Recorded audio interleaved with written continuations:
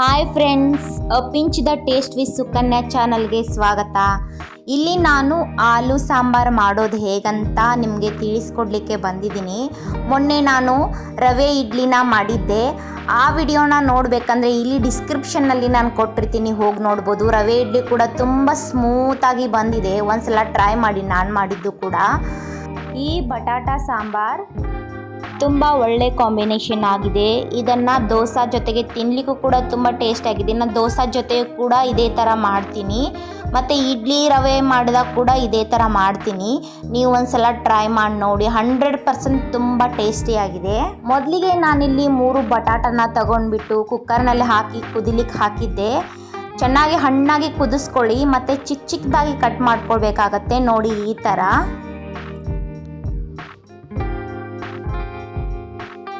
ನಂತರ ನಾನು ಒಗ್ಗರಣೆಗಂತ 2 ಈರುಳ್ಳಿಯನ್ನು ತೆಗೆದುಕೊಂಡಿದ್ದೀನಿ. ಅದನ್ನು ಕೂಡ ಉದ್ದುದ್ದಾಗಿ ಕಟ್ ಮಾಡ್ಕೊಳ್ಬೇಕು. ತಿನ್ನೋವಾಗ ತುಂಬ ಟೇಸ್ಟಿಯಾಗಿ ಬರುತ್ತೆ, ಸೊ ಅದಕ್ಕಾಗಿ ಉದ್ದಾಗಿ ಕಟ್ ಮಾಡ್ಕೊಳ್ತಾ ಇದ್ದೀನಿ.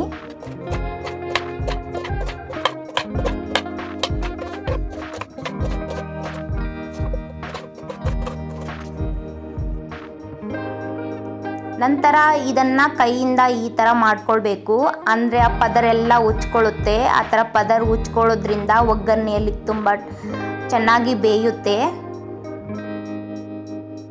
ನೋಡಿ ಇಲ್ಲಿ ಈ ಥರ. ನಂತರ ನಾನಿಲ್ಲಿ 2 ಟೊಮ್ಯಾಟೊ ತೊಗೊಂಡಿದ್ದೀನಿ. ಜವಾರಿ ಟೊಮ್ಯಾಟೊ ಆದರೆ ಒಂದೇ ತೊಗೊಳ್ಳಿ, ಇದು ಜವಾರಿ ಅಲ್ಲ, ಸೊ ಅದಕ್ಕಾಗಿ 2 ಟೊಮ್ಯಾಟೊವನ್ನು ತೊಗೊಂಡಿದ್ದೀನಿ. ಇದನ್ನು ಕೂಡ ಚಿಕ್ಕದಾಗಿ ಕಟ್ ಮಾಡ್ಕೊಳ್ಬೇಕಾಗತ್ತೆ. ರವೆ ಇಡ್ಲಿ ಕಾಂಬಿನೇಷನ್ಗೆ ನಾನು ಕೊಬ್ಬರಿ ಚಟ್ನಿ ಕೂಡ ಮಾಡಿದ್ದೀನಿ. ಚಟ್ನಿ ಕೂಡ ತುಂಬ ಟೇಸ್ಟಿ ಆಗಿದೆ, ಒಂದ್ಸಲ ಟ್ರೈ ಮಾಡಿ ನೋಡಿ. ಇದನ್ನು ಕೂಡ ಡಿಸ್ಕ್ರಿಪ್ಷನಲ್ಲಿ ಕೊಟ್ಟಿರ್ತೀನಿ, ಒಂದ್ಸಲ ಹೋಗಿ ನೋಡಿ. ದೋಸೆ ಮಾಡಿದಾಗ ಮತ್ತು ರವೆ ಇಡ್ಲಿ ಮಾಡಿದಾಗ ಈ ಆಲೂ ಸಾಂಬಾರ್ ಜೊತೆಗೆ ಬೇಳೆ ಸಾಂಬಾರ್, ಅದರ ಜೊತೆಗೆ ಕೊಬ್ಬರಿ ಚಟ್ನಿಯನ್ನು ಕೂಡ ನಾನು ಮಾಡ್ಕೊಳ್ತೀನಿ. ಕೊಬ್ಬರಿ ಚಟ್ನಿ ಕೂಡ ಒಂದ್ಸಲ ನೀವು ಟ್ರೈ ಮಾಡಿ ನೋಡಿ, ತುಂಬ ಒಳ್ಳೆ ಕಾಂಬಿನೇಷನ್ ಆಗಿದೆ. ಎರಡಕ್ಕೂ ಕೂಡ ಸೇಮ್ ಟು ಸೇಮ್ ಇದೇ ಥರ ಮಾಡ್ತೀನಿ ನಾನು, ಯಾಕಂದರೆ ಇದು ತುಂಬ ಟೇಸ್ಟಿಯಾಗಿರುತ್ತಲ್ಲ, ಸೊ ಅದಕ್ಕಾಗಿ. ನಾನಿಲ್ಲಿ 13 ಪೀಸ್ ಮೆಣಸಿನಕಾಯನ್ನು ತಗೊಂಡಿದ್ದೀನಿ. ಅದನ್ನು ಈ ಥರ ಉದ್ದುದ್ದಾಗಿ ಕಟ್ ಮಾಡ್ಕೊಳ್ಬೇಕಾಗತ್ತೆ. ಇವು ತುಂಬ ಚಿಕ್ಕದಾಗಿವೆ, ಅದಕ್ಕೆ ನಾನು ಜಾಸ್ತಿ ತೊಗೊಂಡಿದ್ದೀನಿ. ಹಾಗೆ ನಂಗೆ ಸ್ಪೈಸಿ ಅಂದರೂ ಕೂಡ ತುಂಬ ಇಷ್ಟ, ಸೊ ಅದಕ್ಕಾಗಿ ಸ್ವಲ್ಪ ಜಾಸ್ತಿ ತೊಗೊಂಡಿದ್ದೀನಿ. ನಿಮಗೆ ಸ್ಪೈಸಿ ಬೇಕಂದರೆ ಜಾಸ್ತಿ ತೊಗೊಳ್ಳಿ, ನೋಡ್ಕೊಂಡ್ಬಿಟ್ಟು ತೊಗೊಳ್ಳಿ. ನಿಮ್ಮ ಹತ್ರ ಮೆಣಸಿನ್ಕಾಯಿ ದೊಡ್ಡವಾಗಿದ್ದಿದ್ರೆ ಒಂದು 6ರಿಂದ 7 ಪೀಸ್ ತೊಗೊಳ್ಳಿ ಸಾಕು. ಇವು ತುಂಬ ಚಿಕ್ಕದಾಗಿವೆ, ಸೊ ಅದಕ್ಕಾಗಿ 12ರಿಂದ 13 ಪೀಸ್ ತೊಗೊಂಡಿದ್ದೀನಿ. ನಂತರ ನಾನಿಲ್ಲಿ 20 ಗ್ರಾಮ್ ಕೊತ್ತಂಬರಿ ಸೊಪ್ಪನ್ನು ತಗೊಂಡಿದ್ದೀನಿ. ಅದನ್ನು ಕೂಡ ಕಟ್ ಮಾಡ್ಕೊಂಡಿದ್ದೀನಿ. ಇಲ್ಲಿ ನಾನು 30 ಗ್ರಾಮು ಶೇಂಗಾವನ್ನು ತಗೊಂಡಿದ್ದೀನಿ. ಒಂದು 15ರಿಂದ 18 ಪೀಸು ಕರಿಬೇವಿನ ಎಲೆ ತಗೊಳ್ಳಿ. ಇಲ್ಲಿ ಹಸಿ ಎಲೆ ಇಲ್ಲದೆ ಇರೋದಕ್ಕೆ ಒಣ ಎಲೆಯನ್ನು ತೆಗೆದುಕೊಂಡಿದ್ದೀನಿ. ನಂತರ ನಾನಿಲ್ಲಿ ಬಿಸಿ ಆಗಲಿಕ್ಕೆ ಒಂದು ತವೆನ ಇಟ್ಕೊಳ್ತಾ ಇದ್ದೀನಿ. ಸ್ವಲ್ಪ ಬಿಸಿ ಆದಮೇಲೆ ಶೇಂಗಾವನ್ನು ಹುರಿದುಕೊಳ್ಳಿ, ಸ್ವಲ್ಪ ಕೆಂಪಾಗೋವರೆಗೂ ಹುರ್ಕೊಳ್ಬೇಕು. ತುಂಬ ಕೂಡ ಹುರ್ಕೊಳ್ಳಿಕ್ಕೆ ಹೋಗಬೇಡಿ, ಸ್ವಲ್ಪ ಹಸಿ ಬಿಸಿ ಇದ್ದರೆ ನಡೆಯುತ್ತೆ, ಅದು ತುಂಬ ಟೇಸ್ಟಿಯಾಗಿ ಬರುತ್ತೆ. ನಂತರ ಅದನ್ನು ನಾನು ಮಿಕ್ಸಿ ಜಾರ್ನಲ್ಲಿ ಹಾಕಿಬಿಟ್ಟು ಪೇಸ್ಟ್ ಮಾಡ್ಕೊಂಡಿದ್ದೀನಿ. ನಂತರ ಇವಾಗ ಮಾಡೋ ವಿಧಾನ ಹೇಗೆ ನೋಡೋಣ.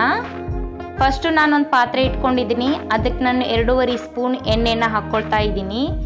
ಎಣ್ಣೆ ಕಾಯೋವರೆಗೂ ಬಿಡಬೇಕು. ನಂತರ 1.5 ಸ್ಪೂನ್ ಜೀರಿಗೆಯನ್ನು ಹಾಕ್ಕೊಳ್ತಾ ಇದ್ದೀನಿ. 1 ಸ್ಪೂನು ಸಾಸಿವೆ ಕಾಳನ್ನು ಹಾಕ್ಕೊಳ್ತಾ ಇದ್ದೀನಿ, ಮತ್ತು ಕರಿಬೇವಿನ ಸೊಪ್ಪು ಹಾಗೆ ಮೆಣಸಿನ್ಕಾಯನ್ನ ಹಾಕಿಬಿಟ್ಟು 1ರಿಂದ 1.5 ನಿಮಿಷ ಇದನ್ನು ಫ್ರೈ ಮಾಡ್ಕೊಳ್ಳಿ, ಮೀಡಿಯಮ್ ಫ್ಲೇಮ್ನಲ್ಲಿ ಇಟ್ಕೊಂಡು.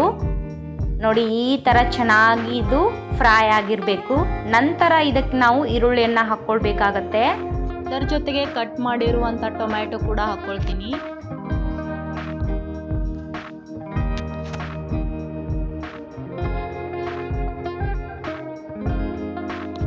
ನಂತರ ರುಚಿಗೆ ತಕ್ಕಷ್ಟು ಉಪ್ಪನ್ನು ಹಾಕ್ಕೊಳ್ತಾ ಇದ್ದೀನಿ, ಮತ್ತು ಅರ್ಧ ಟೇಬಲ್ ಸ್ಪೂನು ಗರಂ ಮಸಾಲ, ಅರ್ಧ ಟೇಬಲ್ ಸ್ಪೂನ್ ಸಾಂಬಾರ್ ಮಸಾಲನ ಹಾಕಿಬಿಟ್ಟು 2ರಿಂದ 3 ನಿಮಿಷ ಕಲರ್ ಬರೋವರೆಗೂ ಫ್ರೈ ಮಾಡ್ಕೊಳ್ಬೇಕಾಗತ್ತೆ.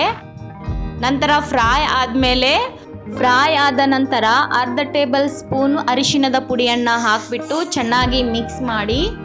ನೋಡಿ ಇಲ್ಲಿ ಈ ಥರ ಬೇಯಿಸ್ಕೊಳ್ಬೇಕಾಗತ್ತೆ. ಈಗ ತುಂಬ ಚೆನ್ನಾಗಿ ಬೆಂದಿದೆ ಇದು.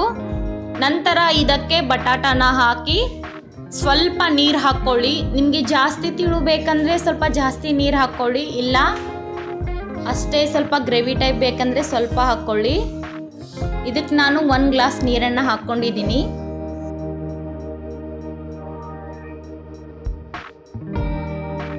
ನಂತರ ಇದಕ್ಕೆ ಕಟ್ ಮಾಡಿರುವಂಥ ಕೊತ್ತಂಬರಿಯನ್ನು ಹಾಕ್ಕೊಳ್ತಾ ಇದ್ದೀನಿ. ನಂತರ ಇದಕ್ಕೆ ರುಚಿಗೆ ತಕ್ಕಷ್ಟು ಉಪ್ಪನ್ನು ಹಾಕಿಬಿಟ್ಟು ಮಿಕ್ಸ್ ಮಾಡಿ ಒಂದು 5ರಿಂದ 6 ನಿಮಿಷ ಕುದಿಲಿಕ್ಕೆ ಬಿಟ್ಬಿಡೋಣ. ನಾವು 5ರಿಂದ 6 ನಿಮಿಷ ಕುದಿಸಿದ್ದಾಯಿತು. ಇವಾಗ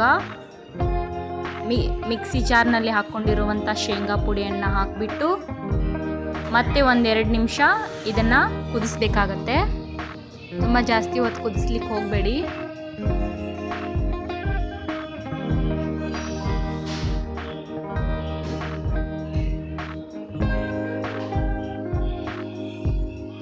ಇವಾಗ ಇಡ್ಲಿಗೆ ತಿನ್ನೋಕ್ಕೆ ಬಟಾಟಾ ಗ್ರೇವಿ ರೆಡಿಯಾಗಿದೆ. ಯಾರೆಲ್ಲ ನಮ್ಮ ಚಾನಲ್ಗೆ ಸಬ್ಸ್ಕ್ರೈಬ್ ಮಾಡ್ಕೊಂಡಿಲ್ವೋ ಈಗಲೇ ಸಬ್ಸ್ಕ್ರೈಬ್ ಮಾಡಿ, ಲೈಕ್ ಮಾಡಿ, ಶೇರ್ ಮಾಡಿ ಮತ್ತು ಕಮೆಂಟ್ ಮಾಡಿ. ಹಾಗೆ ನನ್ನ ರೆಸಿಪಿನ ನೋಟಿಫಿಕೇಷನ್ ಬರ್ತಾ ಇರುತ್ತೆ. ಬಾಯ್.